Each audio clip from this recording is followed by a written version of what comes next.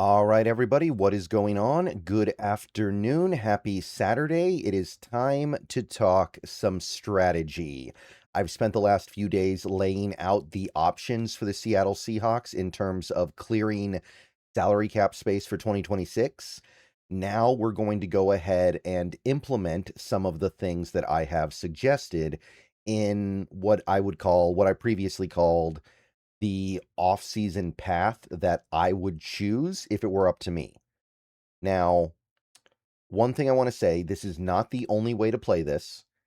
There are a lot of things the Seahawks could do this offseason that I would be down with. There are a lot of paths that I think are reasonable. And at the end of the day, I do think that after winning a Super Bowl, you do kind of have to just trust that the guys in charge know what they're doing until they prove they don't. So even if they do something that doesn't really make sense to me, I'm not gonna say a ton about it. All right, guys, before we go any further into the video, I want to take a minute to tell you guys about my friends over at Sleeper. Sleeper is a one-stop shop for all your sports needs.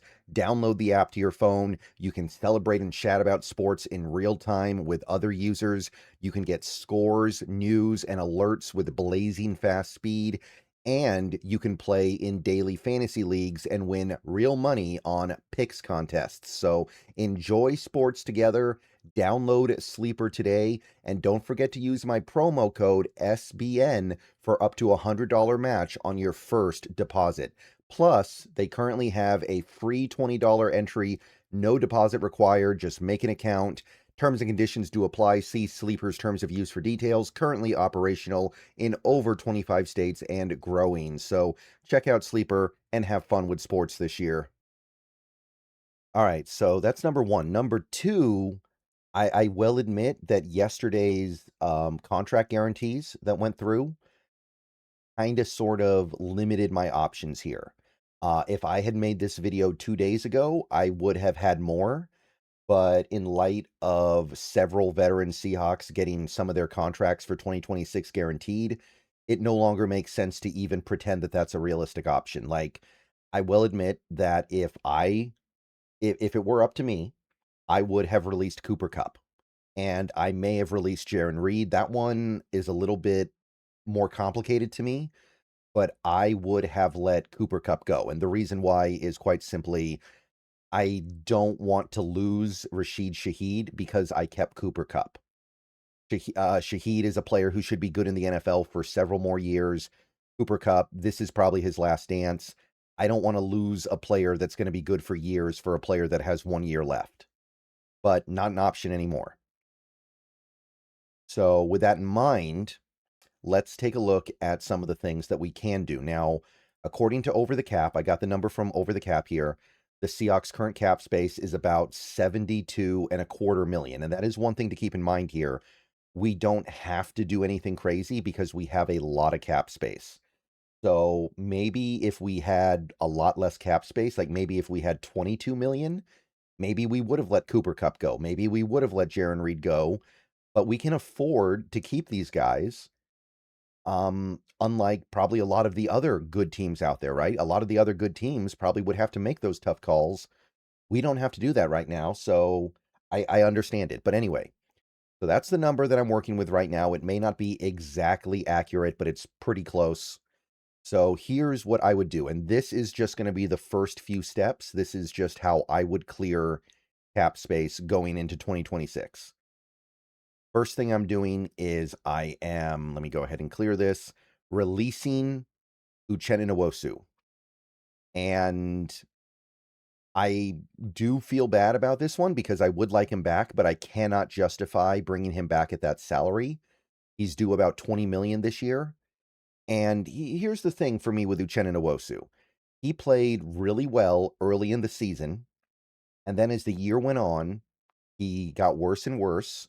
And really over the last 3 months of football that he played, he was just a guy who would hold up against the run and not much else. He was not making plays. He was not getting meaningful pressure on the quarterback. He was not finishing plays. He just kind of became a guy who was out there, And consistently, he would be the guy that almost made the play. He kind of became one of those almost players. And my thing is, because he has gotten hurt so much in his career, you can't look at his age. I know he's not that old, but you cannot look at his age and say, well, that's what he is. His body is older than his actual age. So when I look at Uchenna Nwosu and I think about bringing him back next year, I think to myself, okay, is he going to get back to the form that he showed early in the season?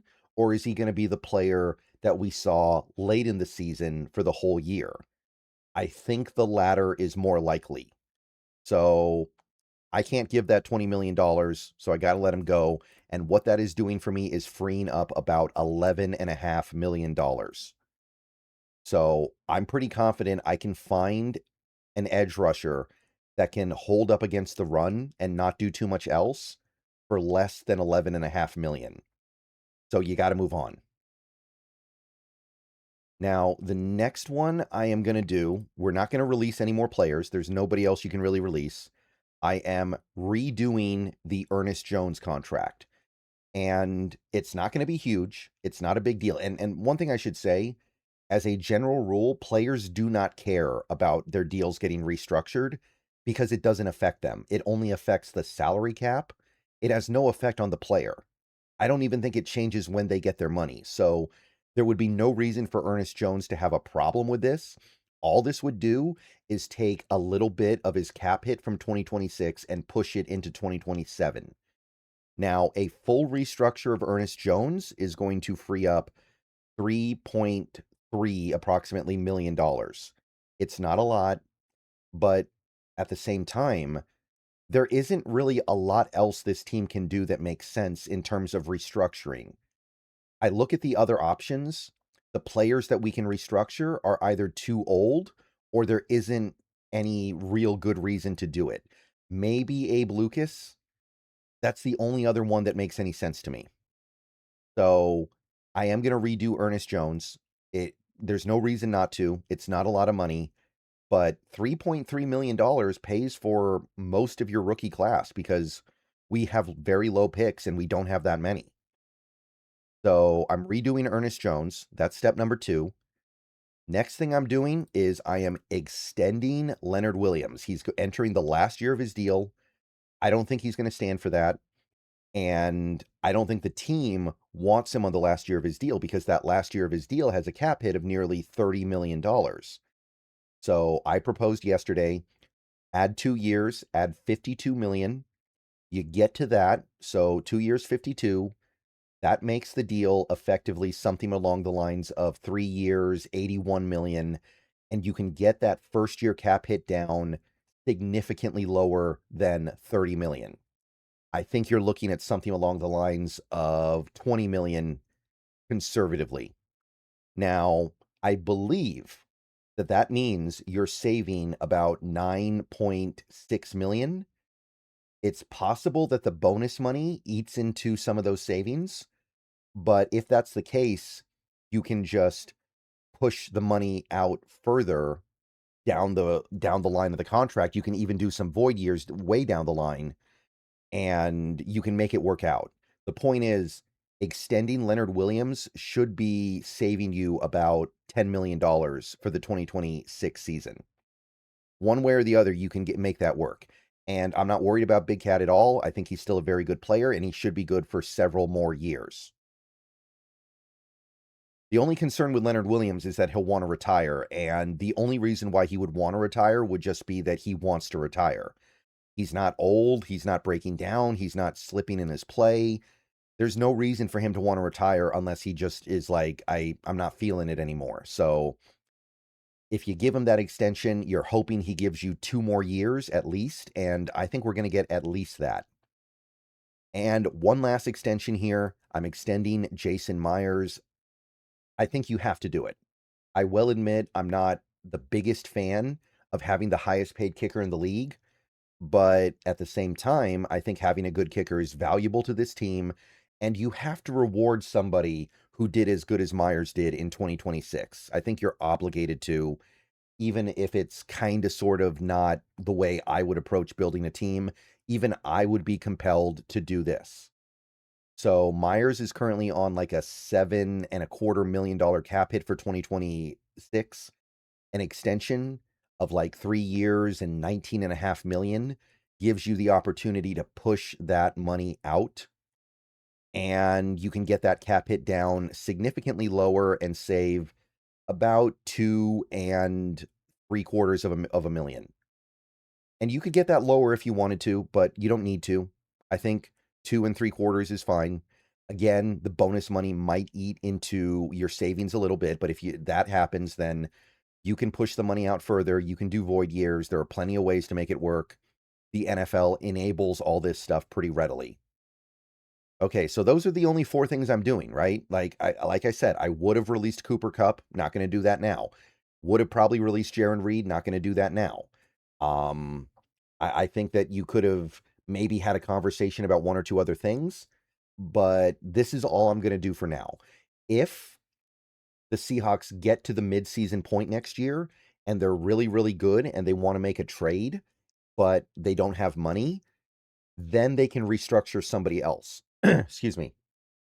They can move stuff around. Like, for instance, if they get to the midway point of the season next year and they want to make a trade, but they need money, then maybe you restructure Sam Darnold. Maybe you restructure Julian Love. Maybe you restructure Abe Lucas. You want to keep that stuff in your back pocket so you can make the trade then. So the new cap space, once you take into account these savings, and all these numbers, by the way, are savings from where they currently are, to be clear. $99.5 million. Now, that doesn't mean we can literally spend $99.5 million on players. You have to consider the rookie class. You have to consider the practice squad and emergency money. But you're probably looking at about 80 million minimum, probably 85. Because we're not going to spend that much money on rookies this year for a couple different reasons. The practice squad is only a few $1,000,000. And emergency money, that's not as big of a concern when you have readily available restructure candidates. Like, if you're worried about emergency injury money, then you can just sit on like Abe Lucas and say, we'll restructure him mid-season if we need to. That saves $3.6 million. That will be enough to cover injury replacements mid-season. So you're sitting on all that as well, which frees you up a little bit to be a little bit more aggressive now.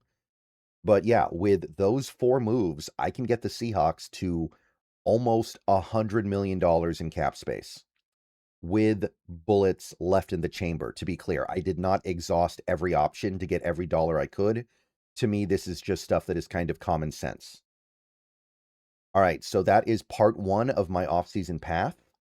I release Nwosu, I restructure Ernest Jones, I extend Big Cat, I extend Myers, and I'm looking at $99.5 million in cap space. So I'm feeling pretty good about that. That should be more than enough to take care of what we need to take care of this offseason. But that is going to be a discussion for future videos. So the next part of my offseason project, we're going to be talking about some of the free agents. We're going to start with outgoing free agents. We're going to talk about extension stuff on some of these guys on rookie deals. And we will uncover every possible avenue for the Seahawks to get better this offseason. But this is what I'm doing to free up the maximum amount of money to spend. Let me know what you guys think. I'm probably going to post at least 1 more video later today. Everyone have a good rest of your day. Go Hawks. And yeah, let me know what you think.